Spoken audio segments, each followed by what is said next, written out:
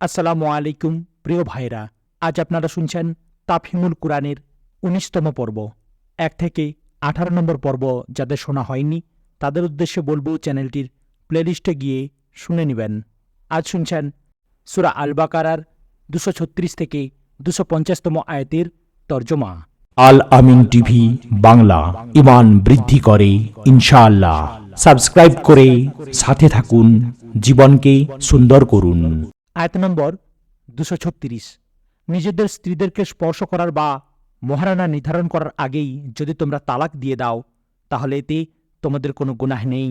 এ অবস্থায় তাদেরকে অবশ্যই কিছু না কিছু দিতে হবে। সচ্ছল ব্যক্তি তার সাধ্যমতো এবং দরিদ্র তার সংস্থান অনুযায়ী প্রচলিত পদ্ধতিতে দেবে। সৎ লোকের উপর এটি একটি অধিকার। টিকা: সম্পর্ক স্থাপন করার পর এভাবে ভেঙে দেওয়ার কারণে স্ত্রীলোকের অবশ্যই কিছু না কিছু ক্ষতি তো হয়ই, সাধ্যমতো এই ক্ষতিপূরণ করার জন্যই আল্লাহ এ নির্দেশ দিয়েছেন। আয়াত নম্বর ২৩৭। আর যদি তাদেরকে স্পর্শ করার আগেই তোমরা তালাক দিয়ে দাও কিন্তু মোহরানা নির্ধারিত হয়ে গিয়ে থাকে তাহলে এ অবস্থায় মোহরানার অর্ধেক তাদেরকে দিতে হবে। স্ত্রী যদি নরম নীতি অবলম্বন করে এবং মোহরানা না নেয়, অথবা সেই ব্যক্তি নরম নীতি অবলম্বন করে যার হাতে বিবাহ বন্ধন নিবদ্ধ এবং সম্পূর্ণ মোহরানা দিয়ে দেয়, তাহলে সেটা অবশ্য স্বতন্ত্র কথা। আর তোমরা অর্থাৎ পুরুষরা নরম নীতি অবলম্বন করো। এ অবস্থায় এটি তাকওয়ার সাথে অধিকতর সামঞ্জস্যশীল। পারস্পরিক ব্যাপারে তোমরা উদারতা ও সহৃদতার নীতি ভুলে যেও না। তোমাদের কার্যাবলী আল্লাহ দেখছেন। টিকা: অর্থাৎ মানবিক সম্পর্ককে মধুর ও প্রীতিপূর্ণ করার জন্য মানুষের পরস্পরের সাথে উদার ও সহৃদয় আচরণ অপরিহার্য। প্রত্যেক ব্যক্তি যদি কেবলমাত্র তার আইনগত অধিকারটুকুই আদায় করার উপর জোর দিতে থাকে তাহলে কখনোই সুখী সুন্দর সমাজ জীবন গড়ে উঠতে পারে না। আয়াত নম্বর ২৩৮। তোমাদের নামাজগুলো সংরক্ষণ করো, বিশেষ করে এমন নামাজ যাতে নামাজের সমস্ত গুণের সমন্বয় ঘটেছে। আল্লাহর সামনে এমনভাবে দাঁড়াও যেমন অনুগত সেবকরা দাঁড়ায়। টিকা: সামাজিক ও তামাদ্দনিক বিধান বর্ণনা করার পর নামাজের তাগিদ দিয়ে আল্লাহ এই ভাষণটির সমাপ্তি টেনেছেন। কারণ নামাজ এমন একটি জিনিস যা মানুষের মধ্যে আল্লাহর ভয়, সততা, সৎকর্মশীলতা ও পবিত্রতার আবেগ এবং আল্লাহর বিধানের আনুগত্যের ভাবধারা সৃষ্টি করে, আর এই সঙ্গে তাকে ন্যায়ের উপর প্রতিষ্ঠিত রাখে। মানুষের মধ্যে এ বস্তুগুলো না থাকলে সে কখনো আল্লাহর বিধানের আনুগত্য করার ক্ষেত্রে অবিচল নিষ্ঠার পরিচয় দিতে পারত না। সেক্ষেত্রে সে ইহুদি জাতির মতো নাফরমানির স্রোতে গা ভাসিয়ে দিত। মূলে সালাতুল উস্তা শব্দ ব্যবহার করা হয়েছে। কোনো কোনো মুফাসির এর অর্থ করেছেন ফজরের নামাজ, কেউ জোহরের, কেউ মাগরিবের, আবার কেউ এশার নামাজও মনে করেছেন। কিন্তু এর কোনো একটিও নবী সাল্লাল্লাহু আলাইহি ওয়াসাল্লামের বক্তব্য নয়। এগুলো কেবলমাত্র ব্যাখ্যাদাতাদের স্বকীয় উদ্ভাবন ছাড়া আর কিছুই নয়। সবচাইতে বেশি মত ব্যক্ত হয়েছে আসরের নামাজের পক্ষে। বলা হয়ে থাকে নবী করিম সাল্লাল্লাহু আলাইহি ওয়াসাল্লাম এ নামাজটিকে সালাতুল উস্তা ঘোষণা করেছেন। কিন্তু যে ঘটনাটি থেকে এই সিদ্ধান্ত টানা হয়েছে তাতে কেবলমাত্র এতটুকু কথা বলা হয়েছে, আহজাব যুদ্ধের সময় মুশরিকদের আক্রমণ নবী সাল্লাল্লাহু আলাইহি ওয়াসাল্লামকে এতদূর ব্যস্ত রেখেছিল যার ফলে বেলা গড়িয়ে একেবারে সূর্য ডুবুডুবু হয়েছিল, অথচ তখনও তিনি আসরের নামাজ পড়তে পারেননি। তখন তিনি বললেন, আল্লাহ তাদের কবর ও তাদের ঘর আগুনে ভরে দিন, তারা আমাদের সালাতুল উস্তা পড়তে দেয়নি। এ বক্তব্য থেকেই কথা মনে করা হয়েছে যে রাসূল সাল্লাল্লাহু আলাইহি ওয়াসাল্লাম আসরের নামাজকে সালাতুল উস্তা বলেছেন। অথচ এই বক্তব্যের সবচেয়ে বেশি নির্ভুল অর্থ আমাদের কাছে এটাই মনে হচ্ছে যে এই ব্যস্ততার কারণে উন্নত পর্যায়ে নামাজ থেকে আমরা বঞ্চিত হয়েছি। এখন অসময়ে এটি পড়তে হবে, তাড়াতাড়ি পড়তে হবে। খুশু তথা নিষ্ঠা ও একাগ্রতার সাথে ধীর স্থিরে এ নামাজটি পড়া যাবে না। উস্তা অর্থ মধ্যবর্তী জিনিসও হয়, আবার এ শব্দটি এমন জিনিস সম্পর্কেও ব্যবহৃত হয় যা উন্নত ও উৎকৃষ্ট। সালাতুল উস্তা এর মধ্যবর্তী নামাজও হতে পারে, আবার এমন নামাজও হতে পারে যা সঠিক সময়ে পূর্ণ একাগ্রতার সাথে আল্লাহর প্রতি গভীরভাবে মনোসংযোগ সহকারে পড়া হয় এবং যার মধ্যে নামাজের যাবতীয় গুণেরও সমাবেশ ঘটে। আল্লাহর সামনে অনুগত বান্দার মতো দাঁড়াও, এই পরবর্তী বাক্যটি নিজেই সালাতুল উস্তা শব্দটির ব্যাখ্যা করে দিচ্ছে। আয়াত নম্বর 239। অশান্তি বা গোলযোগের সময় হলে পায়ে হেঁটে অথবা বাহনে চড়ে যেভাবেই সম্ভব নামাজ পড়ো, আর যখন শান্তি স্থাপিত হয়ে যায় তখন আল্লাহকে সেই পদ্ধতিতে স্মরণ করো যা তিনি তোমাদের শিখিয়েছেন, যে সম্পর্কে ইতিপূর্বে তোমরা অনবহিত ছিলে। আয়াত নম্বর 240। তোমাদের মধ্য থেকে যারা মারা যায় এবং তাদের পরে তাদের স্ত্রীরা বেঁচে থাকে, তাদের স্ত্রীদের যাতে 1 বছর পর্যন্ত ভরণ পোষণ করা হয় এবং ঘর থেকে বের না করে দেয়া হয়, সেজন্য স্ত্রীদের পক্ষে মৃত্যুর পূর্বে ওসিয়ত করে যাওয়া উচিত। তবে যদি তারা নিজেরাই বের হয়ে যায় তাহলে তাদের নিজেদের ব্যাপারে প্রচলিত পদ্ধতিতে তারা যাই কিছু করুক না কেন তার কোনো দায়দায়িত্ব তোমাদের উপর নেই। আল্লাহ সবার উপর কর্তৃত্ব ও ক্ষমতাশীল এবং তিনি অতি বিজ্ঞ। টিকা। ভাষণের ধারাবাহিকতা ওপরেই শেষ হয়ে গিয়েছিল। উপসংহার বা পরিশিষ্ট হিসাবে এখানে এ বক্তব্যটি উপস্থাপিত হয়েছে। আয়াত নম্বর 241। অনুরূপভাবে যেসব স্ত্রীকে তালাক দেয়া হয়েছে তাদেরকেও সঙ্গতভাবে কিছু না কিছু দিয়ে বিদায় করা উচিত। এটা মুত্তাকিদের ওপর আরোপিত অধিকার। আয়াত নম্বর 242। এমনিভাবে আল্লাহ তার বিধান পরিষ্কার ভাষায় তোমাদের জানিয়ে দেন। আশা করা যায় তোমরা ভেবেচিন্তে কাজ করবে। আয়াত নম্বর 243। তুমি কি তাদের অবস্থা সম্পর্কে কিছু চিন্তা করেছ, যারা মৃত্যুর ভয়ে নিজেদের বাড়িঘর ছেড়ে বের হয়ে পড়েছিল এবং তারা সংখ্যায়ও ছিল হাজার হাজার? আল্লাহ তাদের বলেছিলেন, মরে যাও। তারপর তিনি তাদের পুনর্বার জীবনদান করেছিলেন। আসলে আল্লাহ মানুষের উপর বড়ই অনুগ্রহকারী, কিন্তু অধিকাংশ লোক কৃতজ্ঞতা প্রকাশ করে না। টিকা। এখান থেকে আর একটি ধারাবাহিক ভাষণ শুরু হচ্ছে। এই ভাষণে মুসলমানদের আল্লাহর পথে জিহাদ ও অর্থ সম্পদ দান করতে উদ্বুদ্ধ করা হয়েছে। যেসব দুর্বলতার কারণে বনী ইসরায়েলরা অবশেষে অবনতি ও পতনের শিকার হয়, সেগুলো থেকে মুসলমানদের দূরে থাকার নির্দেশ দেয়া হয়েছে। এখানে আলোচিত বিষয়টি অনুধাবন করার জন্য এ বিষয়টি সামনে রাখতে হবে যে মুসলমানরা সে সময় মক্কা থেকে বহিষ্কৃত হয়েছিল। 1-1.5 বছর থেকে তারা মদিনায় আশ্রয় নিয়েছিল এবং কাফেরদের অত্যাচারে অতিষ্ঠ হয়ে নিজেরাই বারবার যুদ্ধ করার অনুমতি চাইছিল। কিন্তু যুদ্ধের অনুমতি দেওয়ার পর এখন তাদের মধ্যে কিছু লোক ইতস্তত করছিল, যেমন 26 রুকুর শেষ অংশে বলা হয়েছে। তাই এখানে বনী ইসরায়েলের ইতিহাসের 2টি গুরুত্বপূর্ণ ঘটনা থেকে মুসলমানদের শিক্ষা দেওয়া হয়েছে। আল্লাহ তাদের বলেছিলেন, মরে যাও। তারপর তিনি তাদের পুনর্বার জীবনদান করেছিলেন। এখানে বনী ইসরায়েলদের মিশর ত্যাগের ঘটনার প্রতি ইঙ্গিত করা হয়েছে। সূরা মাইদার 4র্থ রুকুতে এর বিস্তারিত বিবরণ এসেছে। বিপুল সংখ্যক বনী ইসরায়েল মিশর থেকে বের হয়ে গৃহ ও সহায় সম্বলহীন অবস্থায় বিস্তীর্ণ ধুধু প্রান্তরে ঘুরে ফিরছিল। তারা একটি নির্দিষ্ট আবাস লাভের জন্য অস্থির হয়ে পড়েছিল। কিন্তু যখন আল্লাহর ইঙ্গিতে হজরত মুসা আলাইহিসসালাম তাদের জালেম কেনানীদেরকে ফিলিস্তিন থেকে উৎখাত করে ওই এলাকাটি জয় করে নেয়ার নির্দেশ দিলেন, তখন তারা কাপুরুষতার পরিচয় দিল এবং সামনে এগিয়ে যেতে অস্বীকার করল। অবশেষে আল্লাহ তাদের 40 বছর পর্যন্ত পৃথিবীতে হয়রান পেরেশান বিপন্ন অবস্থার মধ্যে দিন কাটাবার জন্য ছেড়ে দিলেন। এভাবে তাদের এক পুরুষ শেষ হয়ে গেল। নতুন বংশধররা মরুভূমির কোলে লালিত হয়ে বড় হল। এবার আল্লাহ কেনানীদের উপর তাদের বিজয় দান করলেন। মনে হচ্ছে এই ব্যাপারটিকেই এখানে মরে যাওয়া ও পুনর্বার জীবনদান করার কথা বলা হয়েছে। আয়াত নম্বর 244। হে মুসলমানরা, আল্লাহর পথে যুদ্ধ করো এবং ভালোভাবে জেনে রাখো আল্লাহ শ্রবণকারী ও সর্বজ্ঞ। আয়াত নম্বর 245। তোমাদের মধ্যে কে আল্লাহকে কর্জে হাসানা দিতে প্রস্তুত, যাতে আল্লাহ তা কয়েক গুণ বাড়িয়ে তাকে ফেরত দিবেন? কমাবার এবং বাড়াবার ক্ষমতা আল্লাহর আছে এবং তোমাদের ফিরে যেতে হবে তাঁরই দিকে। কর্জে হাসানা এর শাব্দিক অনুবাদ হচ্ছে ভালো ঋণ। এর অর্থ হচ্ছে এমন ঋণ যা কেবলমাত্র সৎকর্ম অনুষ্ঠানের প্রেরণায় চালিত হয়ে নিঃস্বার্থভাবে কাউকে দেয়া হয়। অনুরূপভাবে আল্লাহর পথে অর্থ ব্যয় করলে আল্লাহ তাকে নিজের জন্য ঋণ বলে গণ্য করেন। এক্ষেত্রে তিনি কেবল আসলটি নয়, বরং তার উপর কয়েক গুণ বেশি দেয়ার ওয়াদা করেন। তবে এই জন্য শর্ত আরোপ করে বলেন যে সেটি কর্জে হাসানা, অর্থাৎ এমন ঋণ হতে হবে যা দেয়ার পেছনে কোনো হীন স্বার্থবুদ্ধি থাকবে না, বরং নিছক আল্লাহকে সন্তুষ্ট করার উদ্দেশ্যে এ ঋণ দিতে হবে এবং তা এমন কাজে ব্যয় করতে হবে যা আল্লাহ পছন্দ করেন। আয়াত নম্বর 246। আবার তোমরা কি এ ব্যাপারেও চিন্তা করেছ যা মুসার পরে বনী ইসরায়েলের সর্দারদের সাথে ঘটেছিল?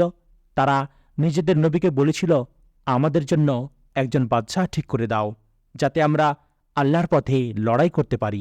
নবী জিজ্ঞেস করল, তোমাদের লড়াই করার হুকুম দেওয়ার পর তোমরা লড়তে যাবে না, এমনটি হবে না তো?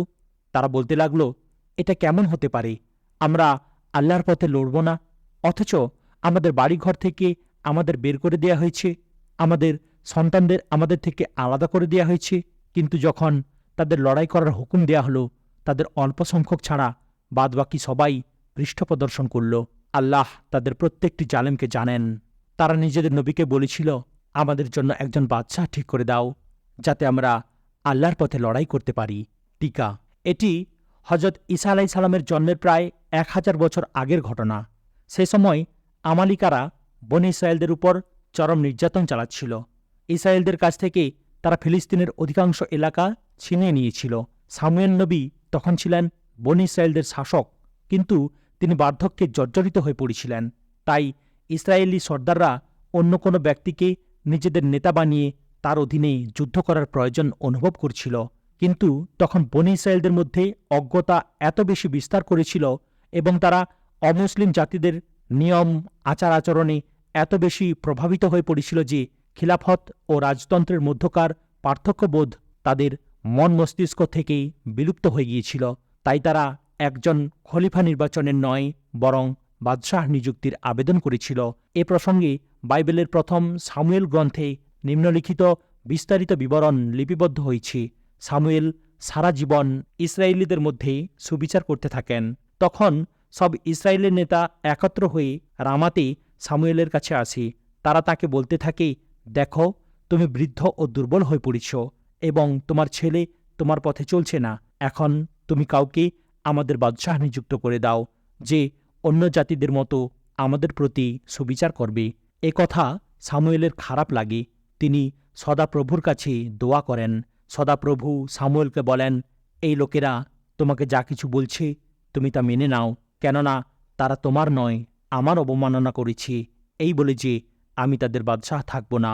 স্যামুয়েল তাদেরকে, যারা তার কাছে বাদশাহ নিযুক্ত দাবি নিয়ে এসেছিল, সদাপ্রভুর সমস্ত কথা শুনিয়ে দিলেন এবং বললেন, যে বাদশাহ তোমাদের উপর রাজত্ব করবে তার নীতি এই হবে যে সে তোমাদের পুত্রদের নিয়ে যাবে, তার রথ ও বাহিনীতে চাকর নিযুক্ত করবে এবং তারা তার রথের আগে আগে দৌড়াতে থাকবে। সে তাদেরকে 100 জনের উপর সর্দার ও 50 জনের উপর জমাদার নিযুক্ত করবে এবং কাউকে কাউকে হালের সাথে জুড়ে দেবে, কাউকে দিয়ে ফসল কাটাবে এবং নিজের জন্য যুদ্ধাস্ত্র ও রথের সরঞ্জাম তৈরি করাবে। আর তোমাদের কন্যাদেরকে পাচিকা বানাবে। তোমাদের ভালো ভালো শস্যক্ষেত্র, আঙ্গুর ক্ষেত ও জিত বৃক্ষের বাগান নিয়ে নিজের সেবকদের দান করবে এবং তোমাদের শস্যক্ষেত ও আঙ্গুর ক্ষেতের 1/10 নিয়ে নিজের সেনাদল ও সেবকদের দান করে দেবে। তোমাদের চাকর বাকর, কৃতদাসী, সুশ্রী যুবকবৃন্দ ও গাধাগুলোকে নিজের কাজে লাগাবে এবং তোমাদের ছাগল ভেড়াগুলোর 1/10 নেবে। সুতরাং তোমরা তার দাসে পরিণত হবে। সেদিন তোমাদের এই বাদশাহ, যাকে তোমরা নিজেদের জন্য নির্বাচিত করবে, তার কারণে তোমরা ফরিয়াদ করবে, কিন্তু সেদিন সদাপ্রভু তোমাদের কোনো জবাব দেবেন না। তবুও লোকেরা স্যামুয়েলের কথা শোনেনি।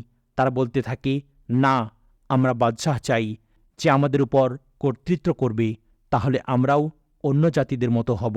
আমাদের বাদশাহ আমাদের মধ্যে সুবিচার করবে, আমাদের আগে আগে চলবে এবং আমাদের জন্য যুদ্ধ করবে। সদাপ্রভু স্যামুয়েলকে বললেন, তুমি ওদের কথা মেনে নাও এবং ওদের জন্য একজন বাদশাহ নিযুক্ত করে দাও। 7 নম্বর অধ্যায় 15 নম্বর শ্লোক থেকে 8 নম্বর অধ্যায়ের 22 নম্বর শ্লোক পর্যন্ত। আবার স্যামুয়েল লোকেদের বলতে থাকেন, যখন তোমরা দেখলে আম্মন সন্তানদের বাদশাহ নাহাশ তোমাদের উপর আক্রমণ চালিয়েছে, তখন তোমরা আমাকে বললে আমাদের উপর কোনো বাদশাহ রাজত্ব করুক, অথচ তোমাদের সদাপ্রভু খোদা ছিলেন তোমাদের বাদশাহ। সুতরাং এখন সেই বাদশাহকে দেখো, যাকে তোমরা নির্বাচিত করেছ এবং যার জন্য তোমরা আবেদন করেছিলে। দেখো, সদাপ্রভু তোমাদের উপর বাদশাহ নিযুক্ত করেছেন। যদি তোমরা সদাপ্রভুকে ভয় করো, তাঁর উপাসনা করো, তাঁর আদেশ মেনে চলো এবং সদাপ্রভুর আদেশের বিরুদ্ধাচারণ না করো, আর যদি তোমরা ও তোমাদের বাদশাহ যে তোমাদের উপর রাজত্ব করে সবাই সদাপ্রভু খোদার অনুগত হয়ে থাকো, তাহলে তো ভালো। তবে যদি তোমরা সদাপ্রভুর কথা না মানো, বরং সদাপ্রভুর নির্দেশের বিরুদ্ধাচরণ করো, তাহলে সদাপ্রভুর হাত তোমাদের বিরুদ্ধে উঠবে, যেমন তা উঠত তোমাদের বাপদাদাদের বিরুদ্ধে। আর তোমরা জানতে পারবে এবং দেখতেও পারবে যে তোমরা সদাপ্রভুর সমীপে নিজেদের জন্য বাদশাহ নিযুক্তির আবেদন জানিয়ে কত বড় অনিষ্ট করেছ। এখন রইল আমার ব্যাপার। আর খোদা না করুন তোমাদের জন্য দোয়া না করে আমি সদাপ্রভুর কাছে পাপী না হয়ে যাই, বরং আমি সেই পথটি যা ভালো ও সোজা তোমাদের জানিয়ে দেব। 12 নম্বর অধ্যায়ের 12 থেকে 13 নম্বর শ্লোক পর্যন্ত। বাইবেলে সামুয়েল গ্রন্থের এই বিস্তারিত বিবরণ থেকে কথা সুস্পষ্ট হয়ে ওঠে যে বাদশাহী তথা ব্যক্তি একনায়কত্ব প্রতিষ্ঠার এই দাবি আল্লাহ ও তাঁর নবী পছন্দ করেননি। এখন প্রশ্ন উঠতে পারে, কোরআন মাজিদে এ প্রসঙ্গে বনী ইসরায়েলের সর্দারদের এই দাবির নিন্দা করা হয়নি কেন? এর জবাবে বলা যায়, এখানে আল্লাহ যে উদ্দেশ্যে এ ঘটনাটির উল্লেখ করেছেন তার সাথে এই দাবিটির ঠিক বেঠিক হবার বিষয়টির কোনো সম্পর্ক নেই। এখানে আল্লাহর উদ্দেশ্য হচ্ছে এ বিষয়টি সুস্পষ্ট করে তুলে ধরা যে বনী ইসরায়েলরা কতদূর কাপুরুষ হয়ে গিয়েছিল, তাদের মধ্যে স্বার্থান্ধতা কতখানি বিস্তার লাভ করেছিল এবং নৈতিক সংযমের কেমন অভাব পরিলক্ষিত হয়েছিল, যার ফলে অবশেষে তাদের পতন সূচিত হল। মুসলমানরা যাতে এ থেকে শিক্ষা গ্রহণ করতে পারে এবং নিজেদের মধ্যে এই দুর্বলতাগুলোর প্রশ্রয় না দেয়, সেজন্যই এর উল্লেখ করা হয়েছে। আয়াত নম্বর 247। তাদের নবী তাদেরকে বলল, আল্লাহ তোমাদের জন্য তালুতকে বাদশাহ বানিয়ে দিয়েছেন। কথা শুনে তারা বলল, সে কেমন করে আমাদের উপর বাদশাহ হবার অধিকার লাভ করল? তার তুলনায় বাদশাহী লাভের অধিকার আমাদের অনেক বেশি। সে তো কোনো বড় সম্পদশালী লোকও নয়।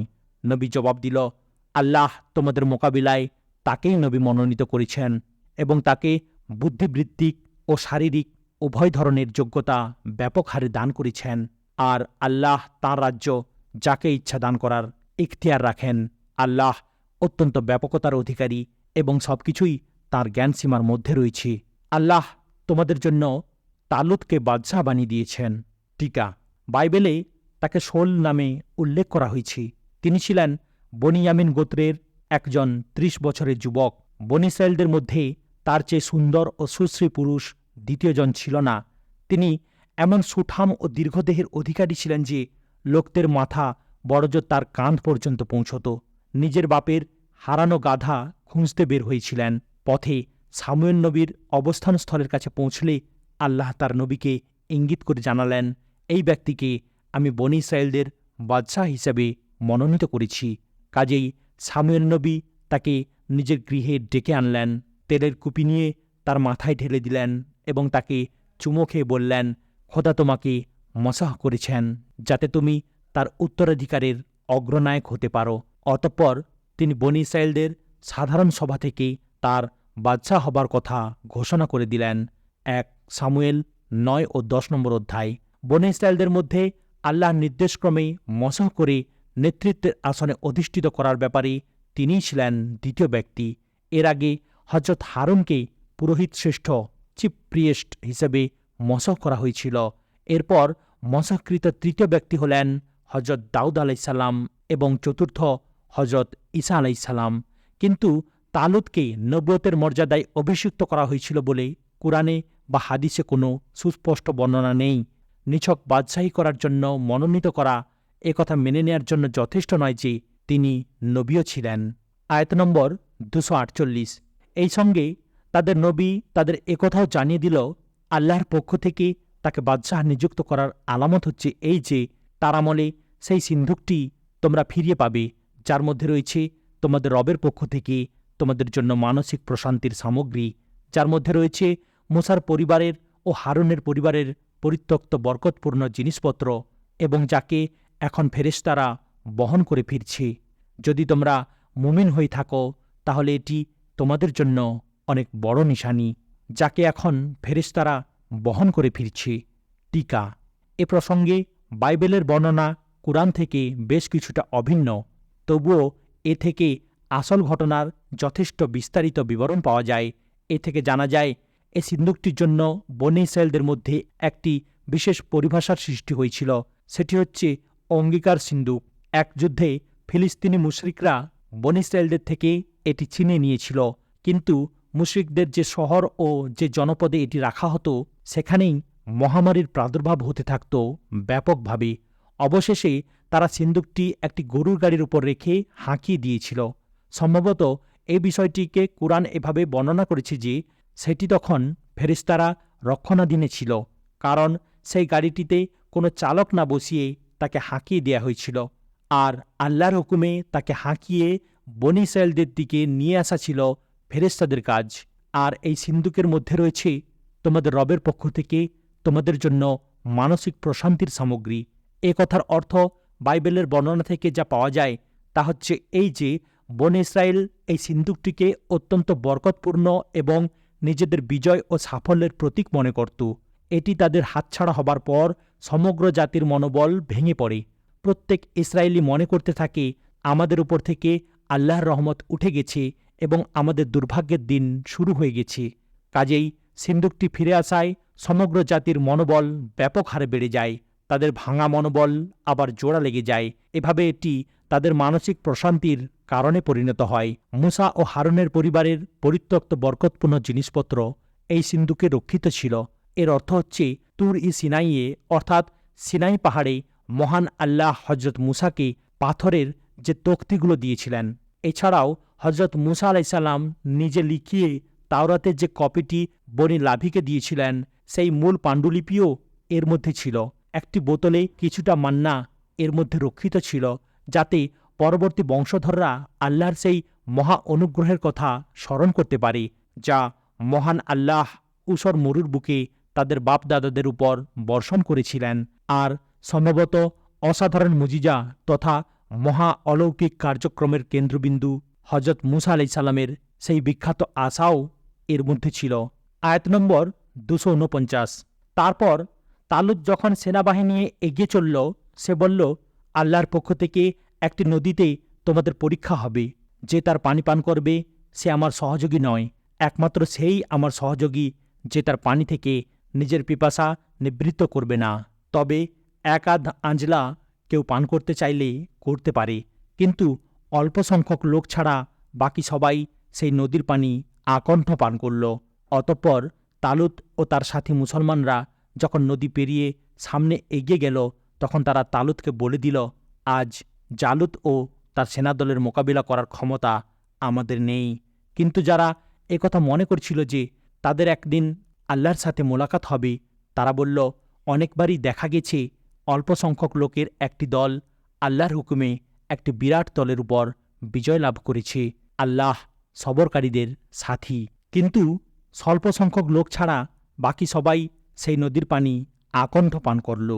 টিকা: সম্ভবত এটি জর্দান নদী অথবা অন্য কোনো নদী, উপনদী বা শাখা নদী হতে পারে। তালুত বনে ইসরায়েলের সেনাবাহিনী নিয়ে এই নদীর তীরে অবস্থান করতে চাচ্ছিলেন, কিন্তু যেহেতু তিনি জানতেন এই জাতির নৈতিক সংযমের মাত্রা অনেক কম, তাই তিনি কর্মঠ ও অকর্মণ্য লোকদের আলাদা করার জন্য এই প্রস্তাবটি পেশ করেন।